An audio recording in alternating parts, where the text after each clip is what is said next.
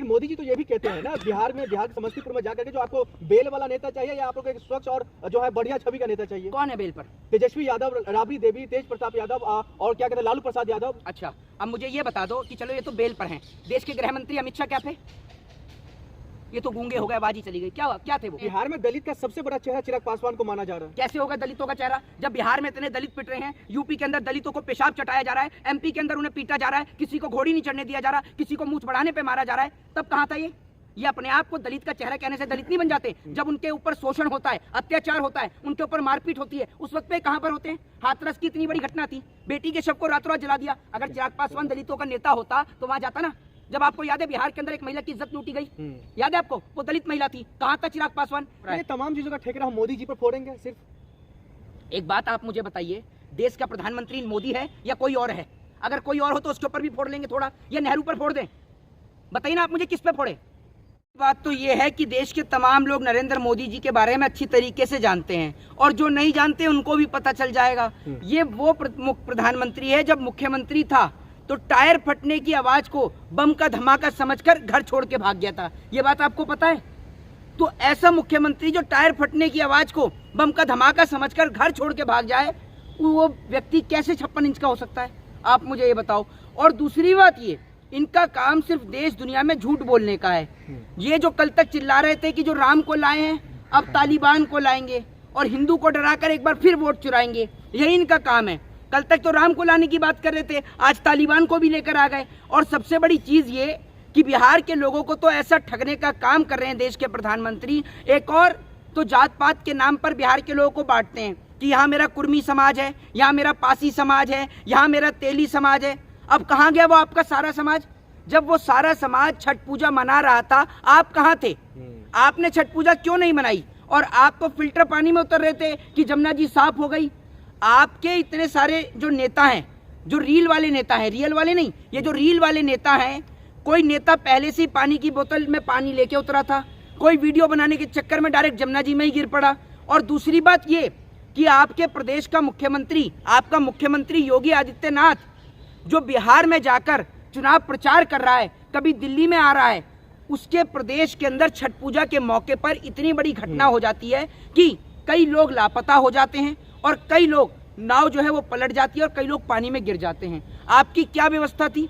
एक और तो आप पूर्वांचलों का वोट लेने की बात करते हैं, और दूसरी ओर जिस तरीके से पूर्वांचल के लोगों को ठगने का आप काम करते हैं वो सबको दिख रहा है। दूसरी बात ये, मेरे पीछे आप देख रहे हैं, दिल्ली की आबो हवा इतनी जहरीली हो चुकी है कि दिल्ली के अंदर सांस लेना भी मुश्किल है।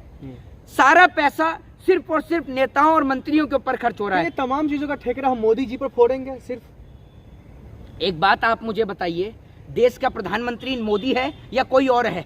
अगर कोई और हो तो उसके ऊपर भी फोड़ लेंगे थोड़ा, या नेहरू पर फोड़ दें?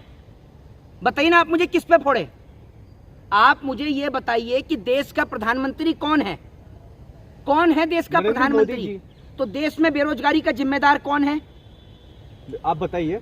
अरे कैसी बात करें, जब देश का प्रधानमंत्री मोदी है तो बेरोजगारी का जिम्मेदार भी वो है, महंगाई का जिम्मेदार भी वो है, हर चीज का, महिलाओं की लुटती इज्जत आबरू का जिम्मेदार भी वो। जब एक बात आप मुझे बताओ, जिस सुप्रीम कोर्ट का राम मंदिर का निर्णय सुप्रीम कोर्ट देता है, जब ये उसका क्रेडिट अपने आप ले लेते हैं, पुलों का क्रेडिट अपने आप लेते हैं, तो एक बात मुझे बताओ, जब ब्रिज गिरेंगे, बेरोजगारी होगी, जब रोजगार निकलता है तो उसका क्रेडिट भी तो लेते हैं, तो बेरोजगारी का क्रेडिट किसको जाएगा? इसलिए तो मोदी जी कहते हैं बिहार में जाकर के इस बार फिर से एक बार मौका दो, बिहार को हम जो दशा और दिशा फिर बदल देंगे। इस बार बिहार की दशा और दिशा कुछ इस प्रकार बदलेंगे कि अभी वो जहाँ पर वो जाकर जो 1G डेटा फ्री दे रहे हैं ना, जब इनके बेटे ही नहीं है अपने गाँव में तो डेटा चलाएगा कौन? जरा मुझे आप ये बता दो। जब इनके बच्चे होंगे, बेटे होंगे, तभी तो डेटा यूज होगा। दूसरी बात ये कि जहां स्कूल खोलने चाहिए वहां स्कूलों पे आप ताले लगा रहे हो। बिहार की जनता को तो आप इस प्रकार ठगने का काम कर रहे हो कि एक और इनकी पार्टी का एक नेता, इनके सहयोगी दल का नेता चिराग पासवान, वो कह रहा है कि हम मुसलमान मुख्यमंत्री बनाना चाहते थे लेकिन आरजेडी ने मना कर दिया। ये इतना पागल बनाने का काम करते हैं ये चिराग पासवान। जरा पूछ के देखे, एक बार गिरिराज सिंह के खिलाफ बोलेगा? वो गिरिराज सिंह जिसने मुसलमानों के लिए आपत्तिजनक शब्दों का इस्तेमाल किया, जिनको नमक हराम तक बता दिया, उनके लिए बोले गए एक बार भी चिराग पासवान? दूसरी बात ये 24 घंटे दिल्ली में ये पड़े रहते हैं अपनी कोठी के अंदर। आज बिहार में चुनाव है तो बिहार के अंदर चुनाव लड़के दिखा रहे कि ये बिहार के बेटे हैं। बिहार में दलित का सबसे बड़ा चेहरा चिराग पासवान को माना जा रहा है। कैसे होगा दलितों का चेहरा जब बिहार में इतने दलित पिट रहे हैं, यूपी के अंदर दलितों को पेशाब चटाया जा रहा है, एमपी के अंदर उन्हें पीटा जा रहा है, किसी को घोड़ी नहीं चढ़ने दिया जा रहा, किसी को मूंछ बढ़ाने पे मारा जा रहा है, तब कहाँ था ये अपने आप को दलित का चेहरा कहने से दलित नहीं बन जाते। जब उनके ऊपर शोषण होता है, अत्याचार होता है, उनके ऊपर मारपीट होती है, उस वक्त पे कहाँ पर होते हैं। हाथरस की इतनी बड़ी घटना थी, बेटी के शव को रातों रात जला दिया। अगर चिराग पासवान दलितों का नेता होता तो वहां जाता ना। जब आपको याद है बिहार के अंदर एक महिला की इज्जत लूटी गई, याद है आपको, वो दलित महिला थी, कहाँ था चिराग पासवान। तो सिर्फ दलितों का नाम लेने से कोई दलितों का नेता नहीं बन जाता। आज पूरी वीआईपी जिंदगी जी रहे हैं, पूरी लेविश लाइफ जी रहे हैं। आप मुझे ये बताइए ना। लेकिन फिर भी बिहार के अंदर लगातार जो इस बार कहा जा रहा है जो बदलाव होगा, और बदलाव एनडीए के पक्ष में जा रहा है। अमित शाह जी जा रहे हैं। मैं आपसे कह रहा हूँ, कौन कह रहा है कि बदलाव एनडीए के पक्ष में जा रहा है? पूरा इंडिया अलायंस के तरफ से जो है देख रहे उस तौर तरीके से नहीं निकल करके आ रहा है ना। वो मुद्दा नहीं उठा करके लेकर निकाल करके ला रहा है। नहीं तो कौन सा मुद्दा उठाएंगे मुझे बताओ। जो मुद्दे होने चाहिए, तेजस्वी यादव ने नौजवान के रोजगार के ऊपर बात करी। उन्होंने कहा कि बिहार के प्रत्येक नौजवान के घर में एक सरकारी नौकरी होगी। वो नौकरी के मुद्दे पे बात कर रहे हैं, और ये इनके नेता कौन से मुद्दों पे बात कर रहे हैं तो देख लो। कोई बुरखे पे बात कर रहा है, कोई नमक हराम पे बात कर रहा है, कोई हिंदू मुसलमान पे बात कर रहा है, कोई मंदिर मस्जिद पे बात कर रहा है। तो बिहार के लोगों को मंदिर मस्जिद हिंदू मुसलमान थोड़ी चाहिए, उनको तो रोजगार चाहिए, फैक्ट्री चाहिए, इंडस्ट्री चाहिए, उस पर चर्चा ही नहीं है। लेकिन मोदी जी तो ये भी कहते हैं ना, बिहार के समस्तीपुर में जाकर के जो आपको बेल वाला नेता चाहिए या आप लोग एक स्वच्छ और जो है बढ़िया छवि का नेता चाहिए। कौन है बेल पर? तेजस्वी यादव, राबड़ी देवी, तेज प्रताप यादव और क्या कहते हैं लालू प्रसाद यादव। अच्छा, अब मुझे ये बता दो कि चलो ये तो बेल पर हैं, देश के गृह मंत्री अमित शाह क्या थे? ये तो गूंगे हो गए, आवाज ही चली गई। क्या थे वो? अरे वो थे ना, अभी क्या में थे? है नहीं ना। क्या थे? अब भी तो अपने मुंह से बताओ क्या थे। इनकी आवाज नहीं निकलेगी, गूंगे हो गए। इसको कहते हैं चापलूसी और चाटुकारिता। तड़ीपार देश के गृह मंत्री थे, वो किसी को नजर नहीं आया। जो उत्तर प्रदेश का मुख्यमंत्री, अपराधी मुख्यमंत्री चुनाव प्रचार कर रहा है, उसके ऊपर कितने मुकदमे दर्ज थे। आज आप सत्ता में आ गए, आपकी सहयोगी प्रधानमंत्री बन गए, एक सहयोगी जो तड़ीपार था वो गृह मंत्री बन गया, उसके हाथ में लॉ एंड ऑर्डर की जिम्मेदारी दे दी। तो आप समझ रहे हो कि आप बहुत बड़े राजा हरिश्चंद्र हो? आपसे बड़ा चोर और डकैत और माफिया कौन था? जरा ये बताओ ना आप मुझे। आपसे बड़ा चोर डकैत कोई था? आपकी पार्टी का नेता वो कुलदीप सिंह सेंगर बेटी की इज्जत लूटता है? आपकी पार्टी का एक मुख्यमंत्री जिसके ऊपर कई मुकदमे चल रहे थे, हैं?